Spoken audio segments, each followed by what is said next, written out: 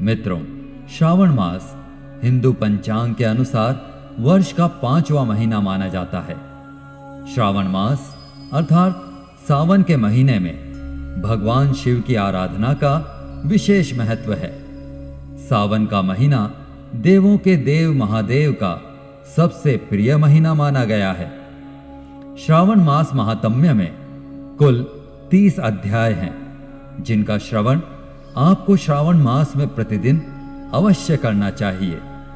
इसलिए हम इस चैनल पर आज श्रावण मास के प्रथम दिन से प्रारंभ करते हुए अगले 30 दिनों तक आपको इस महात्म्य के एक एक अध्याय का श्रवण करवाएंगे, जिससे आपकी महादेव के प्रति भक्ति को और अधिक बल मिलेगा। इस पवित्र महात्म्य को शुरू करने से पहले हम भगवान शिव से प्रार्थना करते हैं कि हे महादेव, जो भी भक्त प्रेम और भक्ति के साथ आपके इस पावन महात्म्य का नित्य श्रवण कर रहे हैं, आपका आशीर्वाद और कृपा उनके पूरे परिवार पर बरसे, उनके कष्टों और परेशानियों का निवारण हो और उनकी सभी मनोकामनाएं पूर्ण हो तथा आप उन्हें सुख, शांति और सौभाग्य प्रदान करें। तो प्रेम से बोलिए ओम नमः शिवाय। कहा जाता है कि एक बार सनत कुमार ने भगवान शिव से यह प्रश्न किया कि हे प्रभु, यह श्रावण मास आपको इतना प्रिय क्यों है? तब भगवान भोलेनाथ ने उत्तर दिया, जब देवी सती ने अपने पिता दक्ष प्रजापति के यज्ञ में अपमानित होकर योग शक्ति से अपने प्राण त्याग दिए थे, तब अपने अंतिम क्षणों में उन्होंने यह संकल्प लिया था कि वह प्रत्येक जन्म में महादेव को ही पति रूप में प्राप्त करेंगी। अपने अगले जन्म में देवी ने पार्वती रूप में हिमाचल और मैना देवी के घर में जन्म लिया। पार्वती ने युवा अवस्था में विशेषतः श्रावण मास में कठोर व्रत और तपस्या करते हुए अन्न जल तक त्याग दिया और पूर्ण निष्ठा से शिव आराधना की। उनकी इस निष्कलंक भक्ति से प्रसन्न होकर भगवान शिव ने उन्हें अपनी अर्धांगिनी के रूप में स्वीकार किया और उसी क्षण से श्रावण मास भगवान शिव को अति प्रिय हो गया। एक अन्य पौराणिक कथा के अनुसार सावन महीने में ही समुद्र मंथन किया गया था। जब इस मंथन के दौरान हलाहल नामक भयंकर विष निकला, तब सृष्टि की रक्षा हेतु देवाधिदेव महादेव ने उस विष का पान कर लिया और उसे अपने कंठ में ही रोक लिया। विष के प्रभाव से उनके शरीर में अत्यधिक गर्मी उत्पन्न हो गई। तब उस विष की तीव्रता को शीतल करने के लिए समस्त देवी देवताओं ने शिव जी पर जल अर्पित किया। तभी से श्रावण मास में शिवलिंग पर जल चढ़ाने का विशेष महत्व माना गया है। इस पावन मास में कुंवारी कन्याएं उत्तम वर की प्राप्ति के लिए व्रत रखती हैं और भगवान शिव की पूजा करती हैं। वहीं विवाहित स्त्रियां भी अपने पतियों की दीर्घायु तथा मंगलमय जीवन की कामना से पूरे महीने श्रद्धापूर्वक व्रत आदि करती हैं। सावन मास में दूर दूर से शिव भक्त गंगा जल लाकर शिवलिंग पर अर्पित करते हैं। शास्त्रों में वर्णित है कि सावन के महीने में भगवान विष्णु योग निद्रा में चले जाते हैं। तत्पश्चात सृष्टि के संचालन का उत्तरदायित्व भगवान शिव ग्रहण करते हैं और सावन के प्रधान देवता भगवान शिव बन जाते हैं। इसलिए ये समय भक्तों, साधु संतों सभी के लिए अमूल्य होता है। मित्रों, श्रावण मास का महात्म्य भगवान शिव की भक्ति को बढ़ाने वाला तथा भगवान शिव जी को संतुष्ट करने वाला अमृत के समान दिव्य शास्त्र है। यह मनोवांछित फलों को देने वाला है। इससे मनुष्य निष्पाप हो जाता है तथा इस लोक में सभी सुखों का उपभोग करके अंत में शिवलोक को प्राप्त करता है। मनुष्य को पूरी भक्ति एवं संयम पूर्वक इसे सुनना चाहिए। जो मनुष्य प्रेम पूर्वक नित्य इसको वांछता है या इसका पाठ करता है, वह निसंदेह पुण्यात्मा है। भगवान शिव उस विद्वान पुरुष पर प्रसन्न होकर उसे अपना धाम प्रदान करते हैं।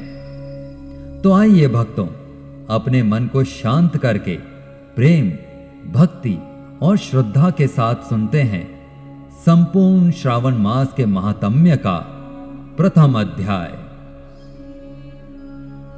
शौनक जी बोले, हे सूत, हे महाभाग, हे व्यास शिष्य, हे अकल्मष, आपके मुख कमल से अनेक आख्यानों को सुनकर हमें अति आनंद की प्राप्ति हुई है, मगर फिर भी हम लोगों को तृप्ति नहीं होती, अपितु बार बार सुनने की इच्छा बढ़ती जा रही है। तुला राशि में स्थित सूर्य की स्थिति में कार्तिक मास का महात्म्य, मकर राशि में स्थित सूर्य की स्थिति में माघ मास का महात्म्य और मेष राशि में स्थित सूर्य की स्थिति में वैशाख मास का महात्म्य, और इसके साथ उन मासों के जो भी धर्म हैं उन्हें आपने भली भांति कह दिया। यदि आपके मत में इनसे भी अधिक महिमामय कोई मास हो तथा भगवत प्रिय कोई धर्म हो, तो आप उसे अवश्य कहिए, जिसे सुनकर कुछ अन्य सुनने की हमारी इच्छा न रहे। वक्ता को श्रद्धालु श्रोता के समक्ष कुछ भी छिपाना नहीं चाहिए। शौनक जी की बात सुनकर सूत जी बोले, हे मुनियों, आप सभी लोग सुने। मैं आप लोगों के वाक्य गौरव से अत्यंत संतुष्ट हूं। आप लोगों के समक्ष मेरे लिए कुछ भी गोपनीय नहीं है। द्वेष रहित होना, आत्मिकता, शठता का परित्याग, उत्तम भक्ति, सुनने की इच्छा, विनम्रता, ब्राह्मणों के प्रति भक्ति परायणता, सुशीलता, मन की स्थिरता, पवित्रता, तपस्विता और अनसूया, ये श्रोता के 12 गुण बताए गए हैं। ये सभी गुण आप लोगों में विद्यमान हैं। अतः मैं आप लोगों से प्रसन्न होकर उस दिव्य तत्व का वर्णन करता हूं। एक समय धर्मज्ञ सनत कुमार ने धर्म को जानने की इच्छा से परम भक्ति से युक्त होकर विनम्रता पूर्वक ईश्वर अर्थात भगवान शिव से पूछा। सनत कुमार बोले, योगियों के द्वारा आराधनीय चरण कमल वाले हे देवाधिदेव, हे महाभाग, हमने आपसे अनेक व्रतों तथा बहुत प्रकार के धर्मों का श्रवण किया, फिर भी हम लोगों के मन में और सुनने की अभिलाषा बनी हुई है। 12 मासों में जो मास सबसे श्रेष्ठ, आपकी अत्यंत प्रीति कराने वाला, सभी कर्मों को सिद्धि देने वाला हो, और अन्य मास में किया गया कर्म यदि इस मास में किया जाए तो वह अनंत फल प्रदान करने वाला हो, हे देव, उस मास को बताने की कृपा कीजिए। साथ ही लोकानुग्रह की कामना से उस मास के सभी धर्मों का भी वर्णन कीजिए। महादेव बोले, हे सनत कुमार, मैं अत्यंत गोपनीय बात भी आपको बताऊंगा। हे सुव्रत, हे धर्मनंदन, मैं आपकी श्रवण की इच्छा तथा भक्ति से प्रसन्न हूं। 12 मासों में श्रावण मास मुझे अत्यंत प्रिय है। इसका महात्म्य सुनने योग्य है, अतः इसे श्रावण कहा गया है। इस मास में श्रवण नक्षत्र युक्त पूर्णिमा होती है, इस कारण से भी इसे श्रावण कहा गया है।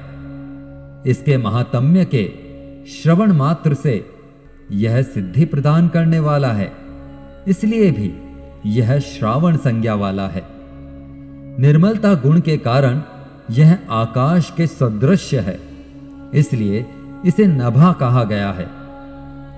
इस श्रावण मास के धर्मों की गणना करने में इस पृथ्वी लोक में कौन समर्थ हो सकता है, जिसके फल का पूर्ण रूप से वर्णन करने के लिए ब्रह्मा जी 4 मुख वाले हुए, जिसके फल की महिमा को देखने के लिए इंद्र 1000 नेत्रों से युक्त हुए और जिसके फल को कहने के लिए शेषनाग 2000 जिह्वाओं से संपन्न हुए।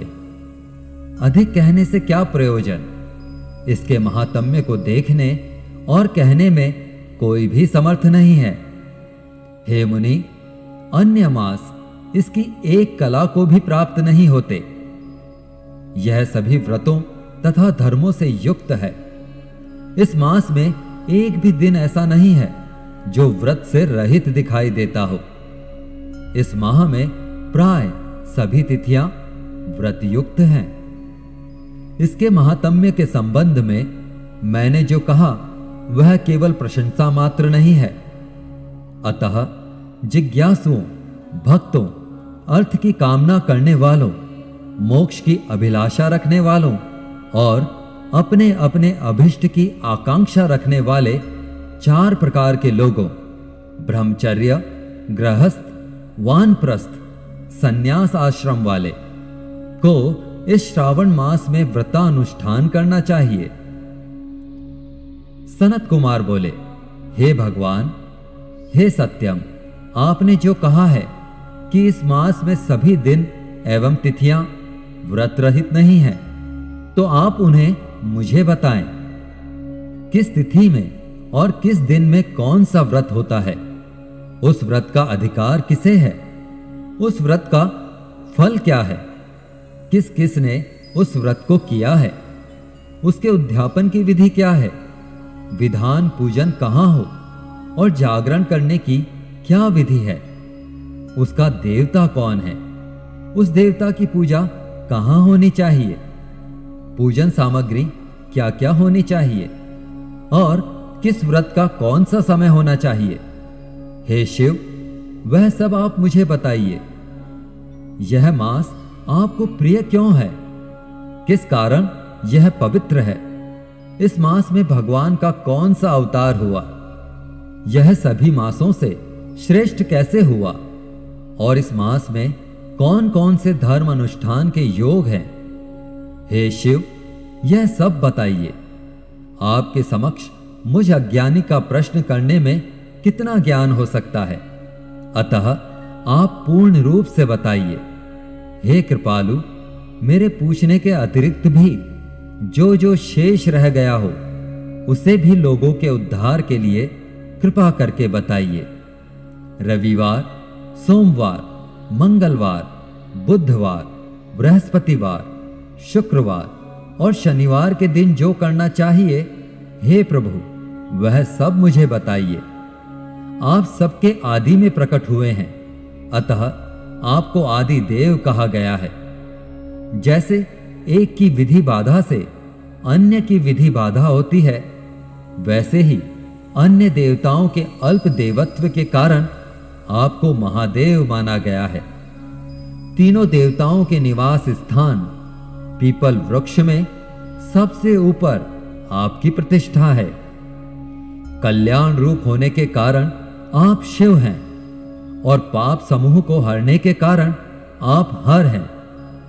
आपके आदि देव होने में आपका शुक्ल वर्ण प्रमाण है, क्योंकि सृष्टि में शुक्ल वर्ण ही विधान है, अन्य वर्ण विकृत है।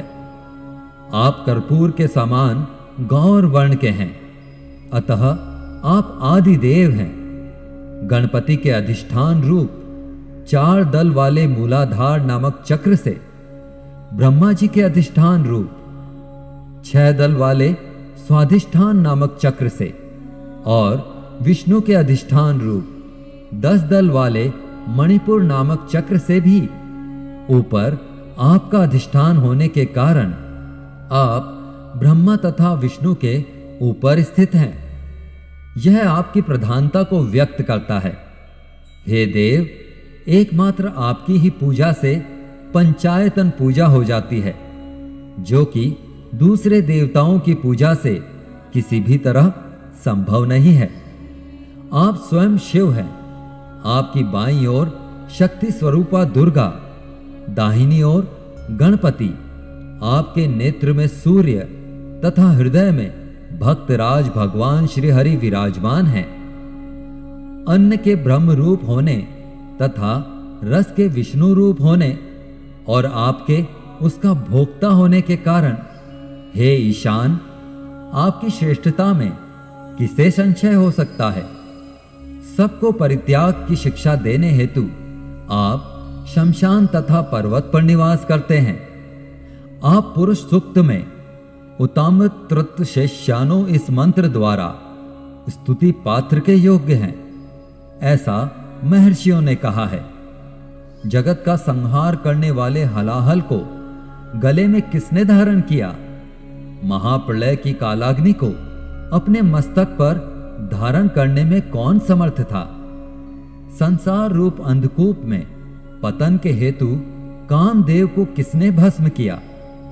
आप ऐसे हैं कि आपकी महिमा का वर्णन करने में कौन समर्थ है? एक तुच्छ प्राणी मैं करोड़ों जन्मों में भी आपके स्वभाव का वर्णन नहीं कर सकता। अतः आप मेरे ऊपर कृपा करके मेरे प्रश्नों का उत्तर दीजिए। और इस प्रकार श्री स्कंद पुराण के अंतर्गत भगवान शिव तथा सनत कुमार के संवाद में श्रावण मास महात्म्य का प्रथम अध्याय संपन्न हुआ। मित्रों, कल हम श्रवण करेंगे श्रावण मास महात्म्य के द्वितीय अध्याय का। तब तक के लिए आपसे निवेदन है कि आप भगवान शिव के इस श्रावण मास महात्म्य को लाइक करके सभी के साथ शेयर करें और भगवान भोलेनाथ की भक्ति का अधिक से अधिक प्रसार करने में हमारी मदद करें। भगवान शिव शंकर आपकी सभी मनोकामनाएं अवश्य पूर्ण करेंगे। तो प्रेम से बोलिए ओम नमः शिवाय। हर हर महादेव।